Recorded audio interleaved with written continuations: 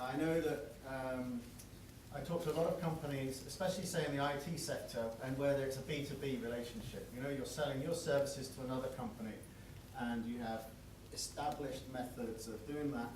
Maybe it's the guy that goes down to the office and does a PowerPoint presentation, and you've got all this sort of history there.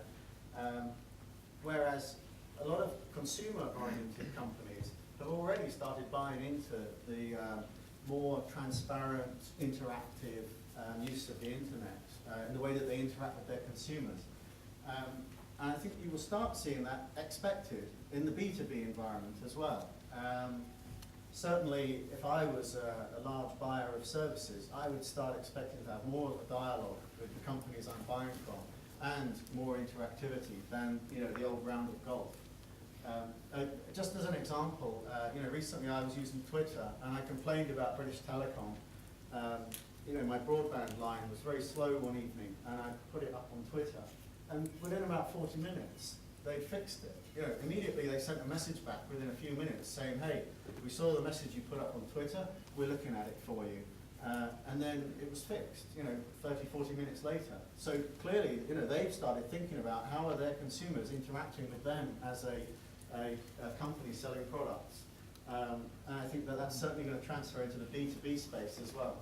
And one other reason I think this is really important is just the demographics. If you think the people that you hire into your companies are going to want to work for some company that's always looking backwards, then I think you'll have another thing coming as well.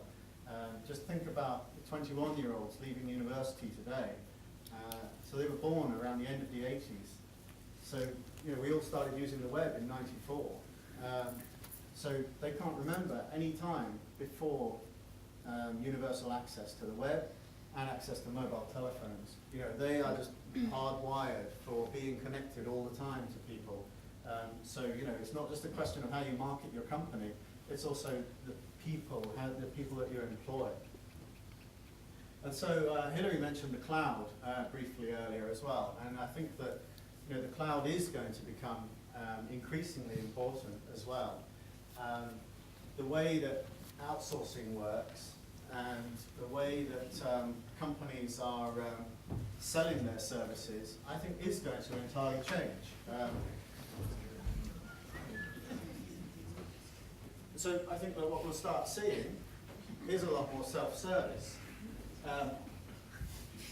If you look at an organization like Salesforce.com, for example, they're totally radically changing.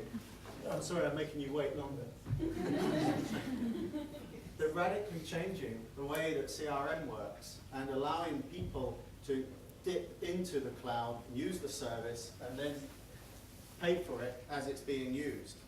And I think that that's essentially how things will change. It won't just be CRM. We'll see every sort of IT service changing and becoming much more oriented towards being able to dip in and buy it and use it and pay for it as you use it, rather than the traditional process of going out, trying to find a supplier and contracting.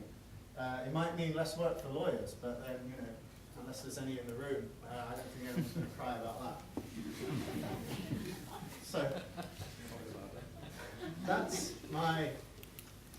I don't have too many business cards on me today for some reason, but that's my URL. So certainly if you want more information about me and my books, then just take a look. More information about this book that I've been talking about, then you can get a copy of it backed by the drinks, or just take a look at the URL for the book itself. I'd like to just thank you very much.